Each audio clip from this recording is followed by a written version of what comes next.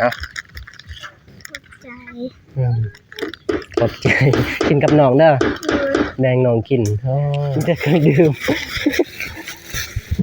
สบายดีเด้อไอ้แดงเด้อขอบใจหลายๆกินน้ำมะพร้าวเต็มร้อยเด้อสบายดีเด้อตักมือเลยแอบนี่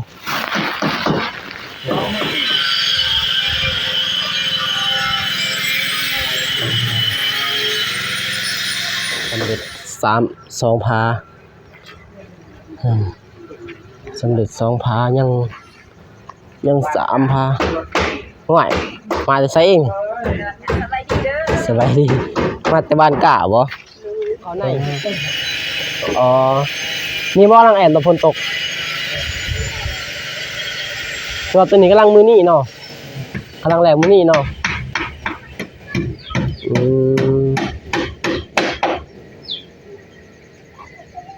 ตัวกวางมันอยู่ไหนพี่น้องขึ้นมากวางดีเหมาะสมพี่น้องเอ้ยกวางเนาะมันแอมแล้วเนาะโดยกวางดีเลย4-6 ตับพี่น้องเอ้ยยังแอมแต่ทางนานี่บ้านน้องพินที่เราแต่ทางนา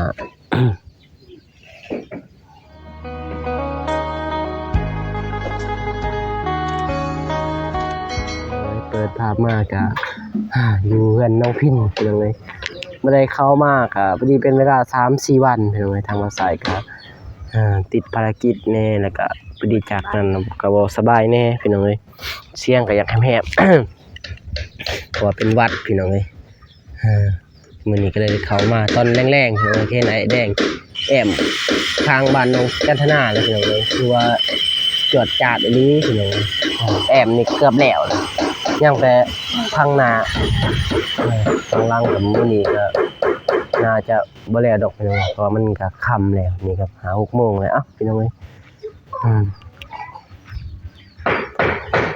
ก่อนอื่นก็กราบทักทายสบายดีและสวัสดีเด้อพ่อแม่พี่น้องเมื่อสักครู่ทุกคนพี่น้องยินดีต้อนรับเข้าสู่2บ่าวสาย Channel คือเก่าคือเดิมพี่น้องเอ้ย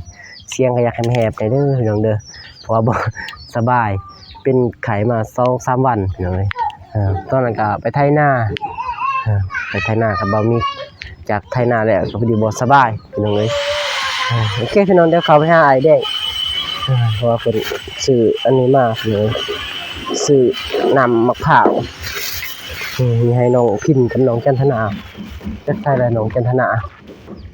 วันนี้ยังมาพักขนมใส่น้องจันทนาน้องจันทนามานี่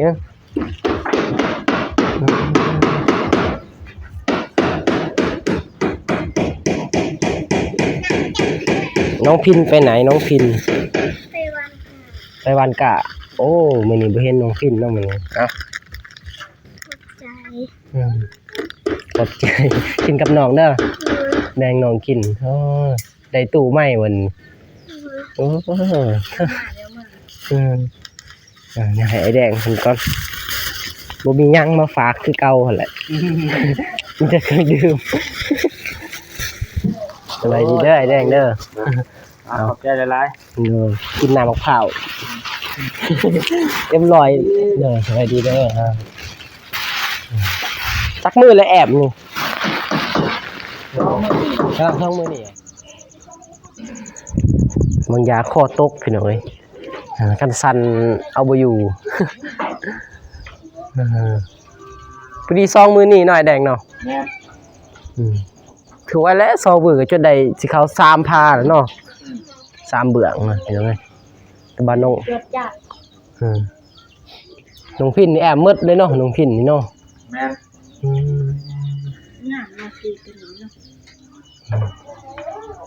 ชีตับหมูตามเจ้าของบ้านมักเลยเป็นเลือกเอาเองเนาะโดย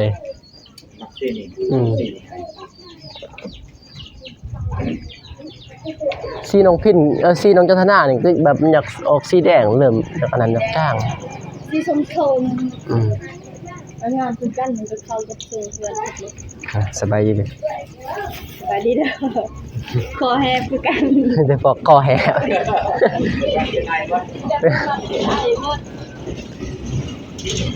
นี่ก็เพื่อนจากไอ้แล้วก็เลยคิดฮอดไอ้แดงก็เลยมาหาไอ้แดง อยากได้แดงดื่มเพราะว่า3-4มื้อเลย เดี๋ยวจะนิดนูหน้ามาเมื่อวานเพราะว่าสองคนนั่นก็มาเนาะ อืม ลงให้ลงหน้าลงจัก ลงหน้ามือหนึงมือที่สองก็ไปเป็นไข่ อืม ก็แต่ว่าเป็ดไข่แล้วก็มาเลยนะเห็นได้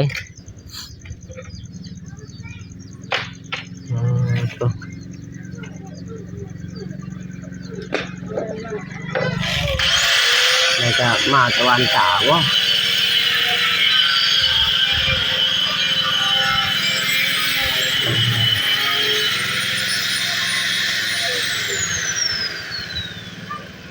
ไวเลยพี่น้องเอ้ยเรียบร้อยทาข้างหลังทางหลังเรียบร้อยทางข้างเบื้องนี้ก็เรียบร้อยนี่ข้างเบื้องนี้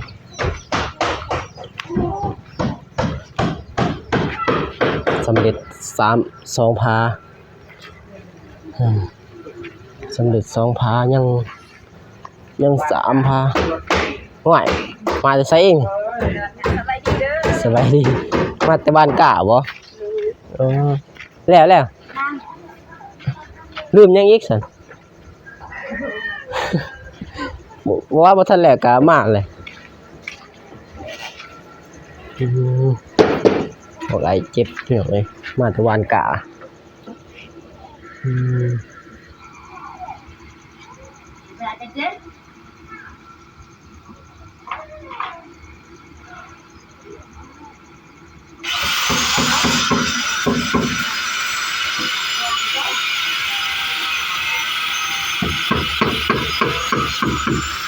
ไม่มีหยังสิว่าพี่น้องจะถ่ายให้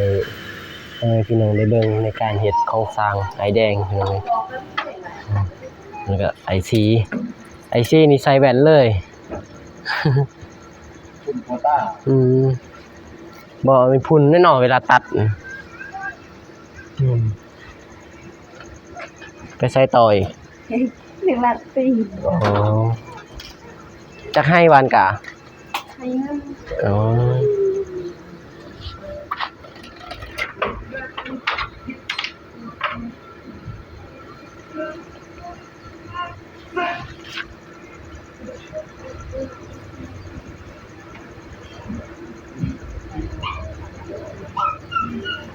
ถึกบ่ ตัดพวกโคต้าจะเป็นควร เดินก็สิออกเอ้ย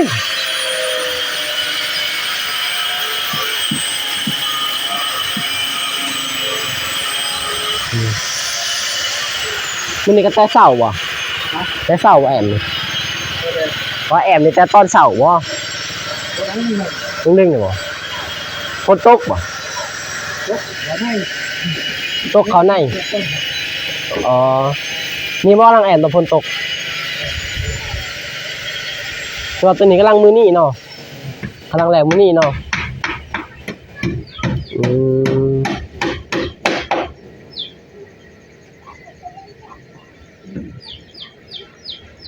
พี่น้องเลยตัวนี้กำลังแอมแหลกต้นมือนี่ตอนที่ว่าคนกำลังตก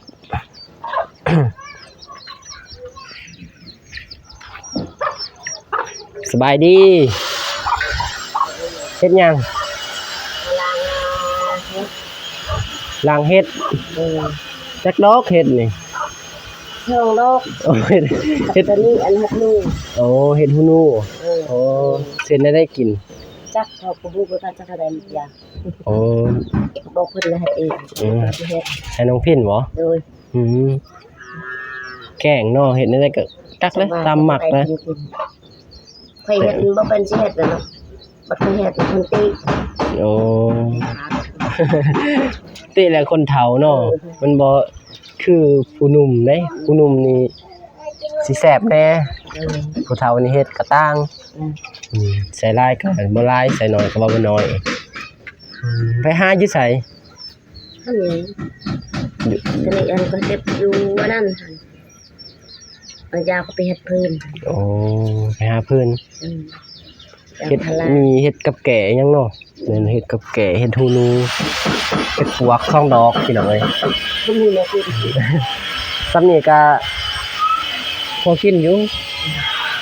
คันดีไปก็พอกินแหละ มันช่วงฤดูฝนแหล้วเนาะ มีให้ยาว อืม อันนี้อยู่เบื่อเรื่องบ่ได้ได้เอ้ากินข้าวได้หนู เทรถเออเฮ็ดปวกมันจังสั่นแล้วได้ไหมเด้ออยู่ดีมีแห้ง เลย มาบ่ได้มา3-4มื้อนะนึ่งข้าวบ่ฮะ กินข้าวแล้วขยันข้าวอะไร ย่านสร้างหิวมาเบิ่งสร้างเพิ่นมาเบิ่งสร้างซื่อๆคือว่าไว้เนาะเฮือนเนาะกำลัง4มื้อนี่ว่า4มื้อบ่เพิ่นเริ่มเฮ็ดจักมื้อ4 5 6มื้อเนาะตั้งแต่มุงหลังคา7มื้อเนี่ยพี่น้องเสร็จแล้วก็พอดีทิศนึงทิศป้ายจังเลย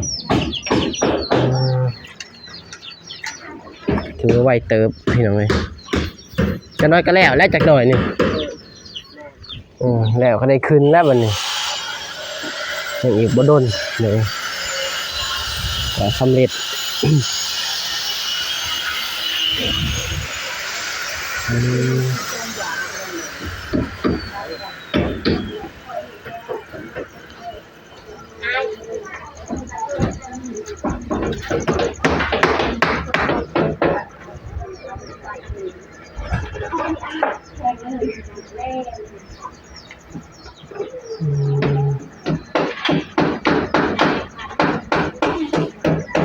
ฟ้าที่3พี่น้องเอ้ยฟ้าที่3มุงยังทันแล้ว มาต้นครับ ฮะ คนนี้วะ สิมาแล้วนี่ได้สักหลังคาฟ้าสำนัน ตามขนาดก่อนมื้อคืนนี้แล้วแกเฮ็ดหันขึ้นเลย โอ้ ง่าย สบายลงเลยเนาะ แม่เด็กง่าย เ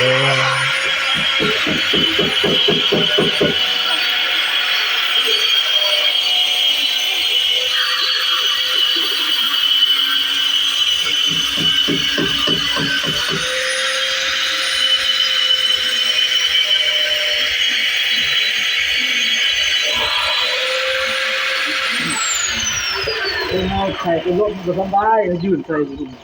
แม่นแล้ว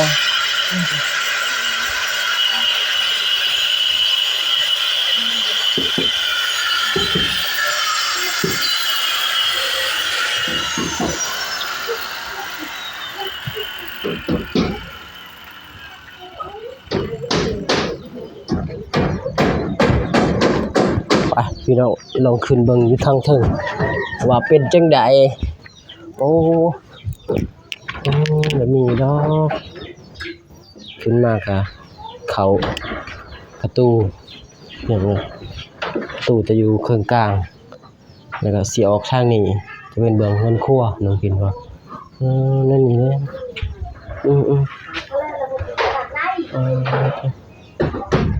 ตัวกวางมันอยู่ไหนพี่น้องขึ้นมานี่กวางดีเหมาะสมพี่น้องเอ้ยโอ้กวางเนาะมันแอมแล้วเนาะโดยกวางดีเลย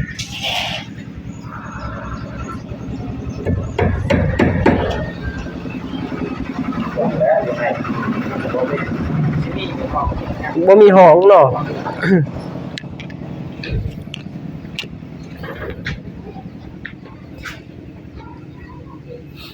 บ่ได้เฮ็ดห้องพี่น้องเอ้ย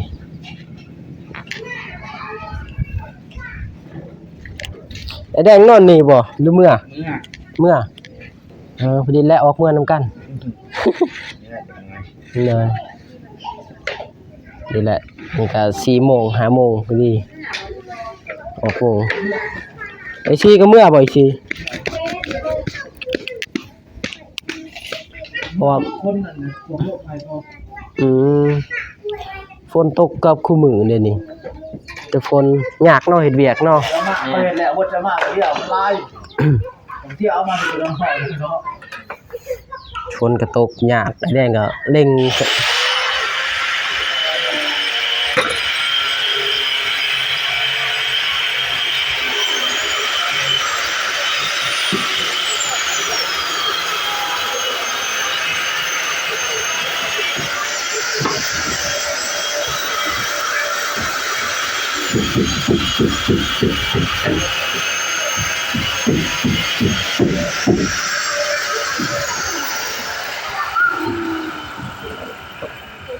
ฝนบ่ตกน่าจะไหวหน่อยแดงเนาะได้เฮ็ดเต็มที่ ตกมันก็ไหวอยู่แล้ว นี่บ่เต็มที่ฝนตกก็เข้าฝนตกแก่นทางในเนาะทางในนี่ได้อยู่ทางในเบิ่งนี่แต่ว่าทางนอกนี่บ่ได้อีกเลยฝนตก ผมเลยแดดออกมันออกนอกตากแดด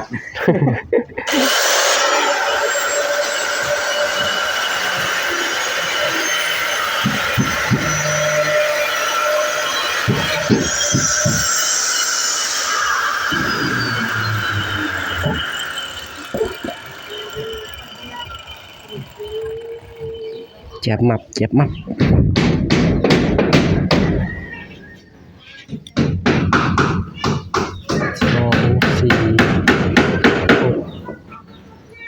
สำคัญกับน้องพัฒนาเนาะบานประตูเนาะ6คือกัน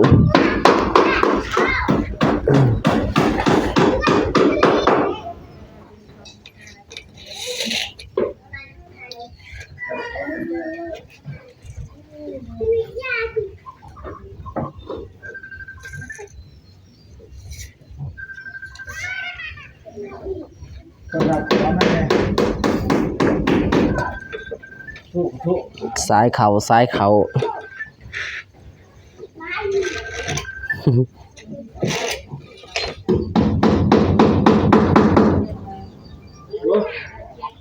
ฮะ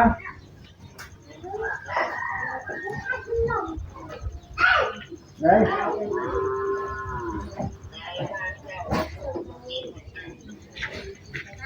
ฮะ สายดีเนาะสองนี้เนาะ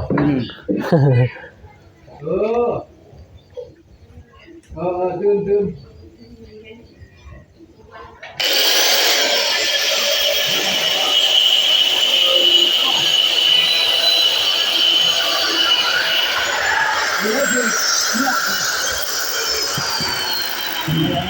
มีล้อท้าเพียงล้อท้ามุ่งขึ้นไปเป็นไงเนี่ยนะมันต่างกับส่งหันเนาะ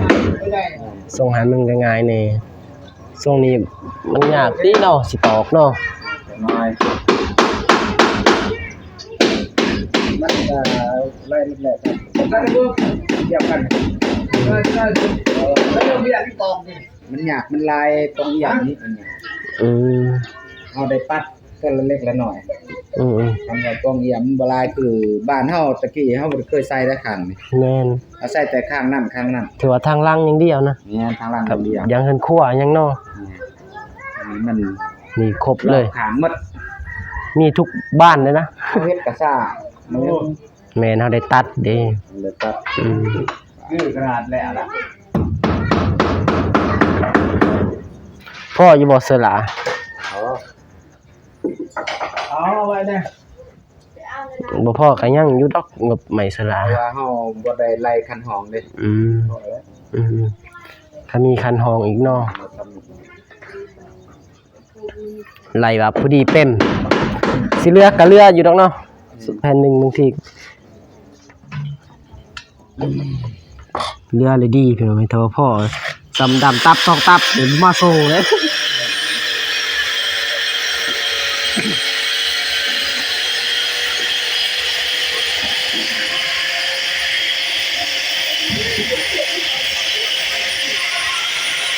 เป็นสี่คายคันหองแต่ว่ามันลงกินว่าอย่ามันขับเลยเนาะคนลายขับเลยมีก็นอนบ่ได้นะหลายคนเจ้าบ่ได้ผัวนะครับถ้าเราผัวก็แห่งขับตื่มอีก จากแรกคันเอาพัวแหละค่ะมีงบคอกลางเนาะ กำลังอยู่แล้ว เทกลางไข่อยู่กอกลางขึ้นแล้วก็เทเอ็ดแบบโหมดสั่นครึ่งหน่อยได้เนาะอยู่ลุมเอาคันมีอยากในใจอยู่ลุมเลยข่อยสบายบ่ได้เที่ยวเนาะหน่อย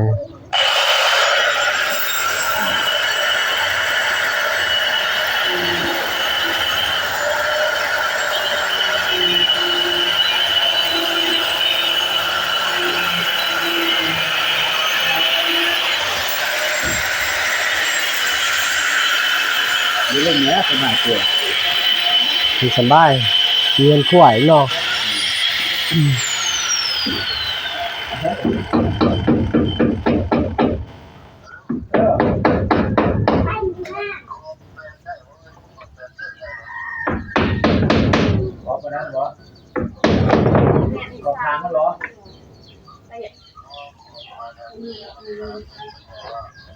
ทำไปแล้วทำจะเคยเห็นนะ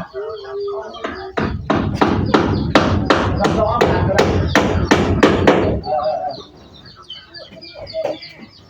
เอาซ้อมมาได้ซ้อมจะซ้อมจะเคยเห็นนะ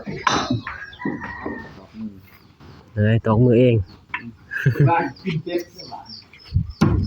คนยิ่งที่ร้องเสียงตัวกันวันนี้ติดบ้านตู้เอสลูกที่เป็น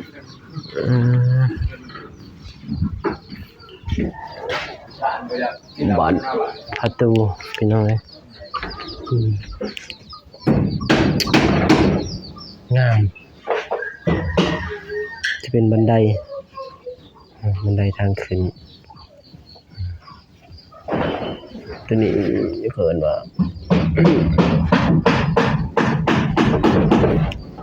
จวดจัดพี่น้องเลยรวดเร็วทันใจ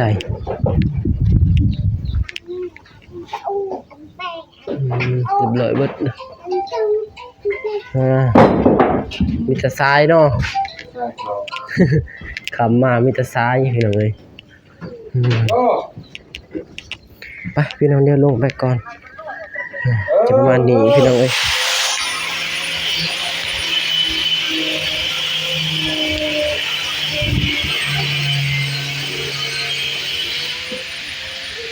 ไม่เสื้อละยังเรืออยู่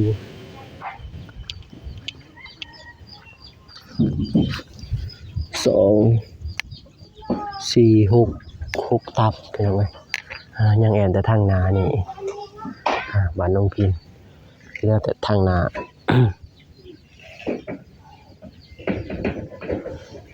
โอเคพี่น้องก็มีแต่ซ้ำนี่ตายแม่พี่น้องได้เบิ่งได้ชมพอใส่ไปเข้ามาดนพี่น้องใส่ก็สิจบคลิปได้เพียงเท่านี้พี่น้องบ่มีหยังมื้อนี้พี่น้องมีแต่อัปเดตถ่ายให้พ่อแม่พี่น้องแล้วผู้ใหญ่ใจบุญเพิ่นได้เบิ่งได้ชมในฟัง2ทางเบาสายพี่น้องถือว่าไอ้แดงก็แอบได้หลายเติบยังแต่มื้ออื่นฟังนี่ฟังข้างหน้าฟังนั้นก็ยังอีกตอนเช้าถ้าฝนบ่ตกยังก็น่าจะสำเร็จพี่น้องโอเคพี่น้องก็คลิปนี้ก็สิจบคลิปไว้เพียงเท่านี้ก่อนพี่น้องก็สิออกเดินทางเมื่อเพราะว่ามาตอนค่ำพี่น้องโอเคพี่น้องพบกันใหม่ในคลิปหน้าพี่น้องขอพรให้ผู้ใหญ่ใจบุญทุกท่านจงมีแต่ความสุขกายสุขใจเด้อพี่น้องปรารถนาสิ่งใดก็ขอให้ได้สิ่งนั้นให้ได้ปรารถนาความเจ็บอย่าได้ความไข้อย่ามีขอให้หายมีร่ำให้ด้วยจะคือคนเด้อพี่น้องบ่สบายปานใดพี่น้องปากเสียงกันแหบขอโทษขออภัยไปพี่น้องบ๊ายบายขอกันใหม่